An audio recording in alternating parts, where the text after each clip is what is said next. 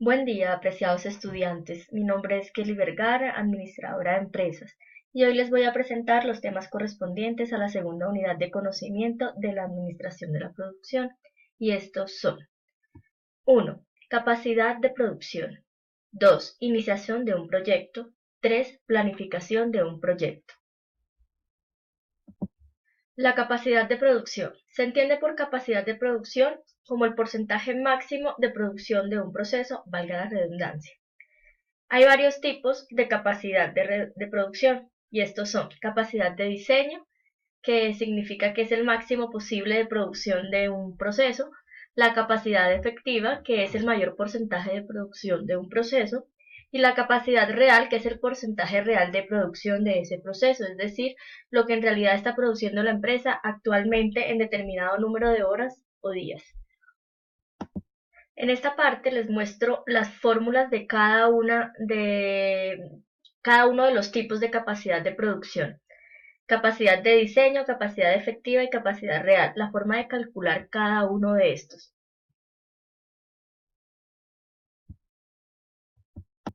En la capacidad de producción se manejan dos indicadores básicos, que es la tasa de utilización y la tasa de eficiencia. La tasa de utilización es el porcentaje efectivo alcanzado de la capacidad del diseño, y la tasa de eficiencia es el porcentaje de la capacidad efectiva real. Esta es la fórmula de cada una de ellas, la forma en cómo podemos calcularla.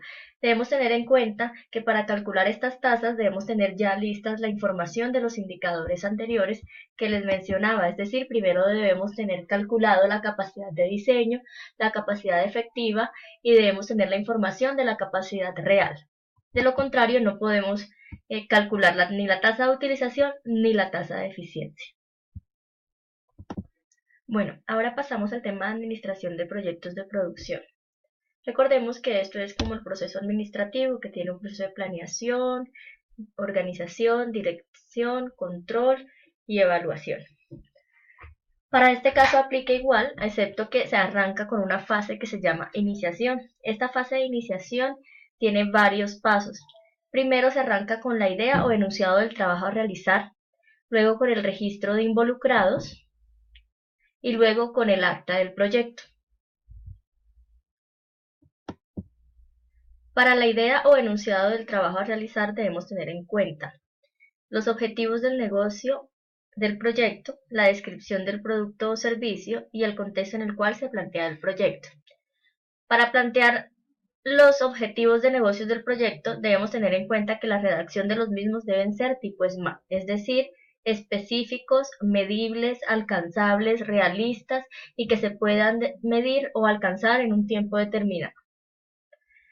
En la descripción del producto o servicio se debe cumplir con las siguientes especificaciones, es decir, debemos tener esta información clara al momento de realizar nuestra idea o nuestro enunciado de trabajo.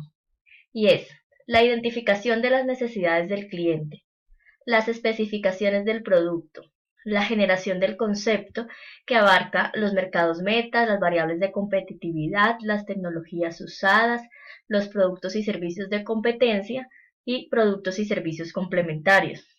Pruebas y selección del concepto, que son los hallazgos que se encuentran al momento de la creación del producto, el diseño del producto y la fabricación del producto. En el punto del contexto en el cual se plantea el proyecto debemos tener en cuenta que existen varios contextos y pueden surgir en varios de ellos, en uno de ellos, y esto nos sirve a nosotros para justificar el proyecto. Entonces tenemos el contexto contextual, valga la redundancia, el de planificación estratégica, el de lineamientos institucionales, el de reforma organizacional u cualquier otro que se pueda presentar. El siguiente paso del proceso de iniciación es el registro de involucrados. Para eso debemos tener en cuenta los roles y las responsabilidades de los involucrados en el proyecto. Dentro de los roles deben estar quiénes son los proponentes del proyecto, la autoridad del proyecto, el administrador del proyecto, el patrocinador del proyecto en caso de que lo haya, u otros interesados. Debe también ir las responsabilidades de cada uno de estos roles, es decir, si está el proponente del proyecto, debe aclararse qué responsabilidades tiene el proponente del proyecto, qué responsabilidades tiene la el administrador del proyecto y así sucesivamente. Los involucrados se pueden clasificar entre interno y externo, a favor, neutral o en contra.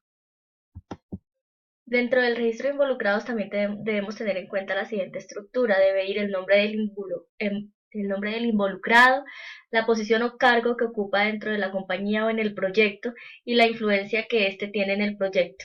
Entonces, como ya les había mencionado antes, habían varios tipos de involucrados entre internos, externos, a favor, neutral o en contra. Entonces pueden haber internos a favor, internos neutral, internos en contra o a favor y así sucesivamente. Entonces para este caso tenemos el ejemplo de Juan Ardila, quien es el patrocinador y hace parte como influencia del proyecto de los internos a favor. Como último paso de la etapa de iniciación está la creación del acta de constitución, que también es otro documento que debe ir dentro del proyecto. Este instrumento nos permite dejar constancia de la aprobación del proyecto. Debe contener como mínimo descripción de la necesidad a la que se está respondiendo el proyecto, los objetivos que también deben ser tipo SMART, el nombre del administrador del proyecto con las respectivas responsabilidades que tiene dentro del mismo, los involucrados que ya habíamos listado anteriormente, las firmas de aprobación u otra información que se considere relevante, y esto va de acuerdo al tipo de formato de acta de constitución. Algunos llevan información como costos, una matriz inicial PER, en fin, eso depende del formato que cada uno escoja como acta de constitución. Luego de haber culminado la fase de iniciación, debemos entrar a la etapa de planificación del proyecto. Dentro de esto deben haber los siguientes pasos: el reconocimiento de roles y responsabilidades de todos los que hacen parte del proyecto, la recolección de requisitos, definición del alcance, creación de diagramas EDT, PER y CPM, y el cronograma de tareas, y finalmente los costos del proyecto. Dentro del reconocimiento de roles y responsabilidades, mostramos el siguiente ejemplo donde pues podemos graficarlo.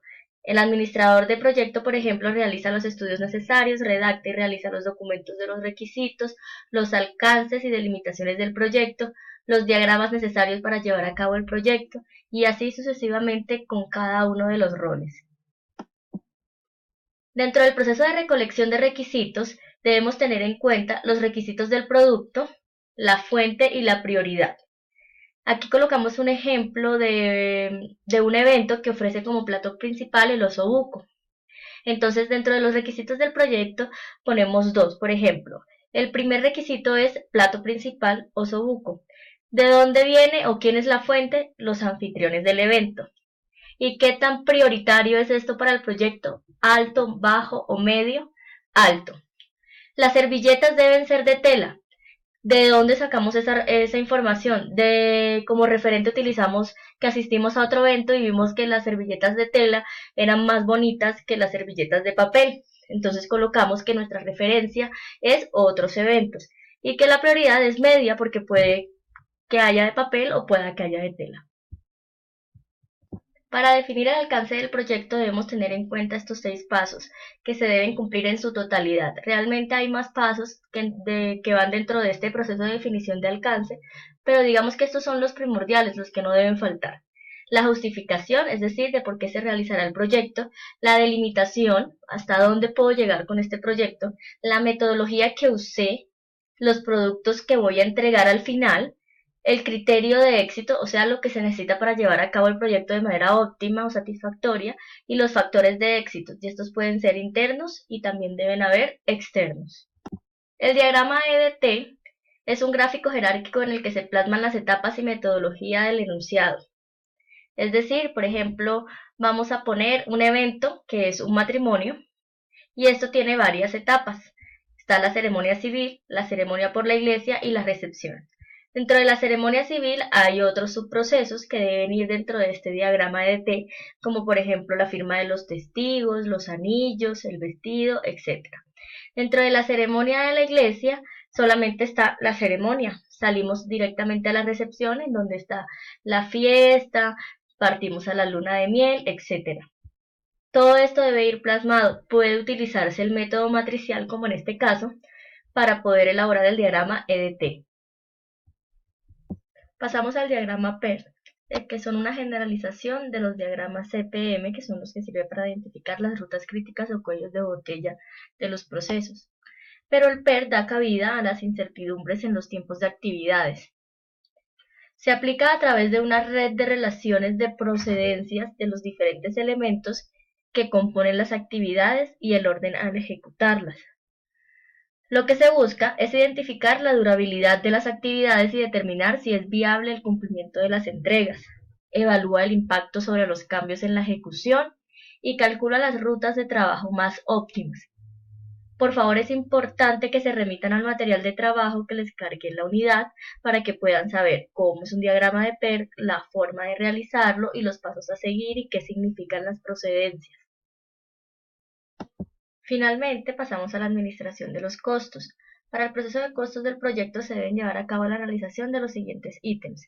Debemos preparar el presupuesto dependiendo del tipo de proyecto que estemos haciendo, si es un proyecto de ventas o de fabricación o cualquier otro.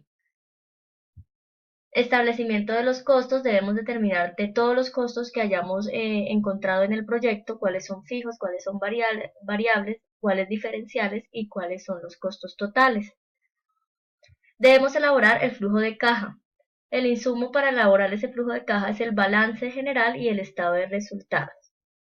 Y debemos aplicar la viabilidad del proyecto, la calculación del mismo, que es la VAN y la TIR. También, por favor, les sugiero que se remitan al material de trabajo para que puedan identificar cómo se calculan todos estos indicadores y cómo se prepara un presupuesto, unos costos y un flujo de caja, etc. Consulten, por favor, también toda la bibliografía que se les recomienda dentro de la guía de la unidad de trabajo, por favor, porque ahí van a encontrar todo.